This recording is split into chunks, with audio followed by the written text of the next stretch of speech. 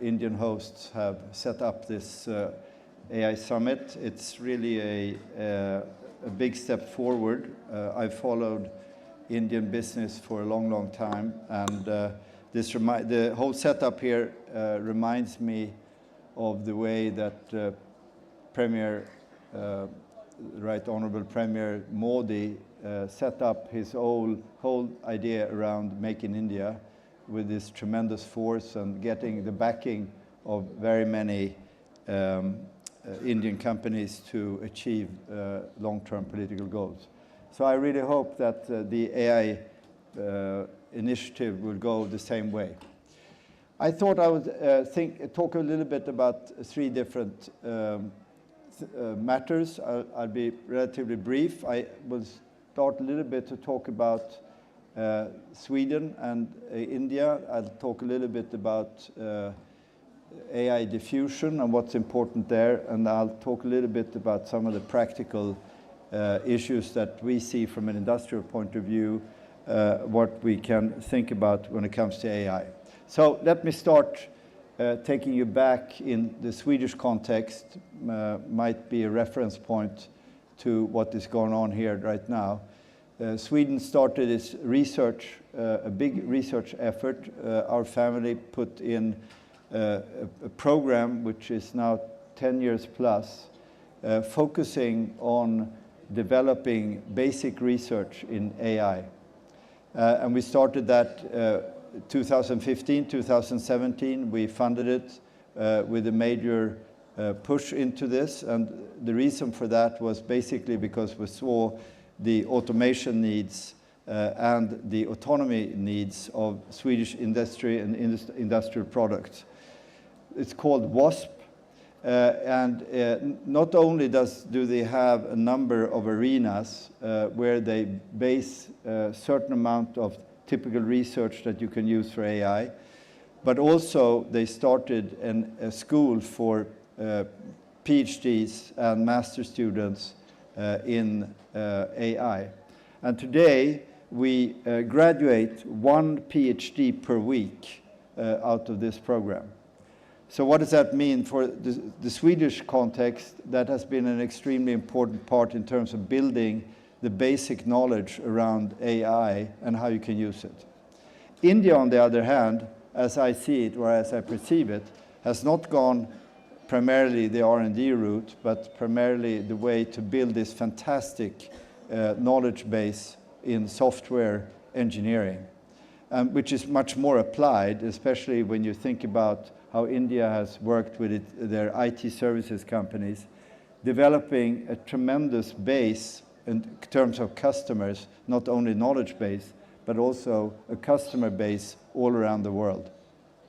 So actually, from this point of view, India and Sweden should have a very good fit, and I think that some of us who are here on this trip in the Swedish delegation have seen the potential to work much closer with India along research lines and more application lines on the IT services and software knowledge that you have in this country.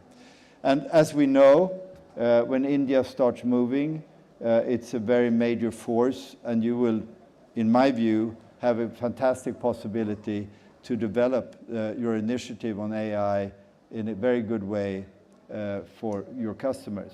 And that brings me a little bit into my second point, namely the whole question that we are dealing with from Swedish industry.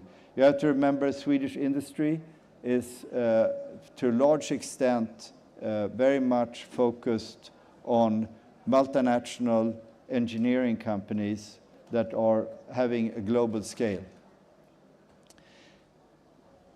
India, of course, a different industrial structure. But here comes what I think is the big take, then where actually Sweden and India, in more practical terms, could work much closer with each other.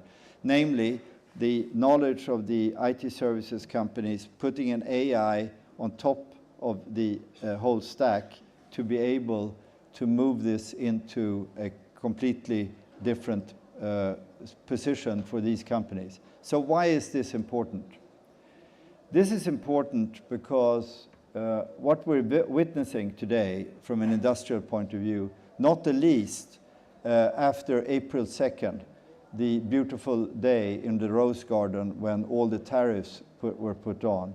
What we've seen since then is this widespread Chinese export of very cheap products into the world market, which is, of course, a big, big challenge for many companies in Europe and also in Sweden. This will be absolutely key for us in the future.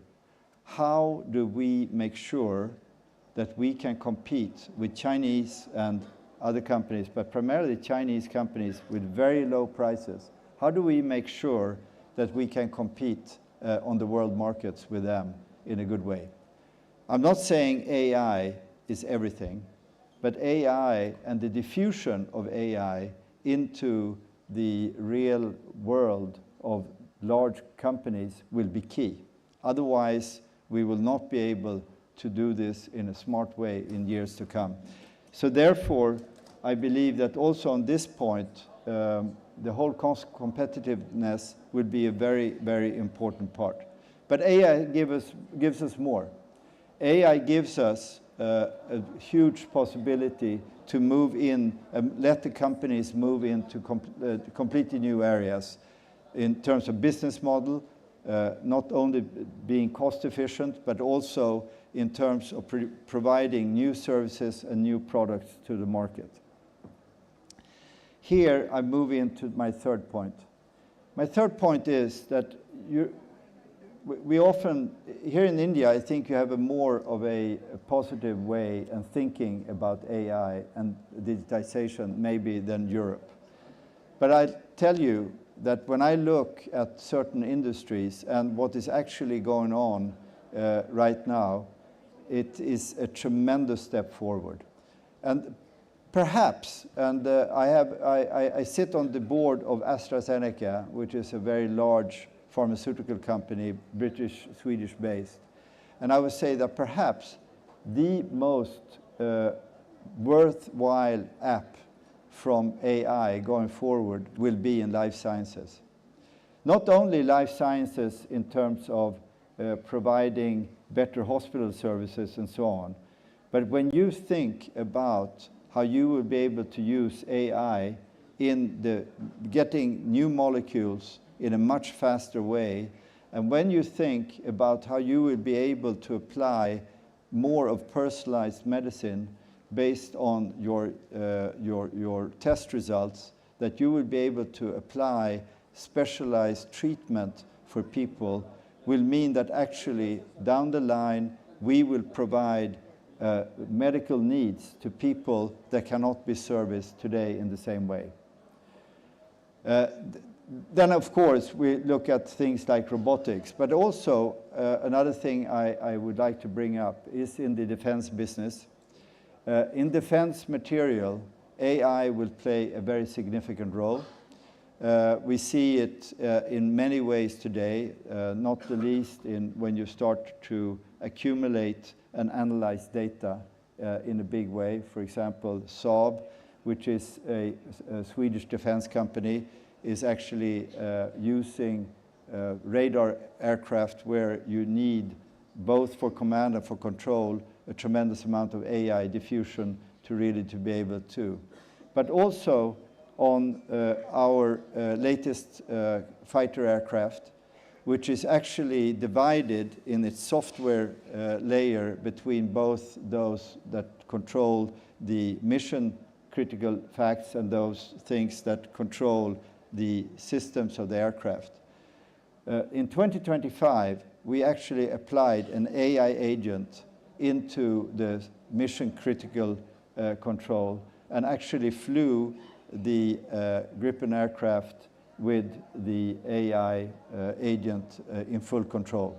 So what is actually happening here is that on the one hand, you see these great abilities for AI to support companies in terms of being much more efficient, not only companies, but also other governmental and other services coming through society.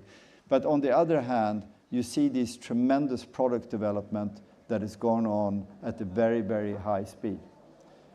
At the bottom line, I believe that we will see so much more of these examples coming through. And when I see Mr. Ekudden here, who is the Chief Technical Officer of Ericsson, I also remind myself that our future networks for 5G and 6G telecommunication will actually be, to a large extent, AI-driven and AI-focused. And this is, for societies, an extremely important point, that actually all these huge amounts of data that will go through societies, through the mobile networks in the future, will be completely supported by AI competence. So there I give you 3 different examples of where industry and products and services will change our world going forward. Thank you very much for listening.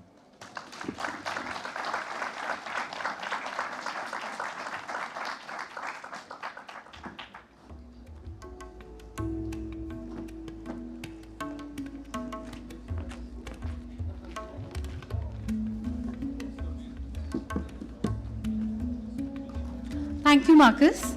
For the next session, we have a panel on inclusion, innovation, and the future of AI. We have Mr. Dean Bell, Senior Fellow Foundation for American Innovation, Ms. Gabriela Ramos Patino, Architect of the Global Ethical Standard on AI. The panel is being moderated by Ms. Shweta Khurana, Intel. I request all the panelists to come for a group picture.